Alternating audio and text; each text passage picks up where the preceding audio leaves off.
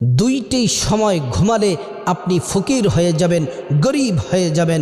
সংসারে অভাব অনটন লেগেই থাকবে, বিপদ মুসিবত লেগেই থাকবে, একটার পর একটা বিপদ থাকবে। যদি দুইটি সময় আপনি ঘুমান, প্রিয় নবী মুহাম্মদ রাসূলুল্লাহ সাল্লাল্লাহু আলাইহি ওয়াসাল্লাম এই দুইটি সময় ঘুমাতে নিষেধ করেছেন। আল্লাহর রাসূল সাল্লাল্লাহু আলাইহি ওয়াসাল্লামের প্রতিটি কাজ, প্রতিটি কথা আমাদের প্রত্যেকের অনুসরণীয়, অনুকরণীয়। আল্লাহর রাসূল বলছেন, মাগরিবের নামাজের পর থেকে এশারের আগ পর্যন্ত এই সময়টাতে তোমরা ঘুমাবে না।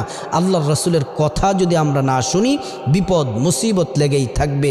তাহলে মাগরিবের পর থেকে এশা পর্যন্ত পরিবারের কাউকে ঘুমাতে দিবেন না।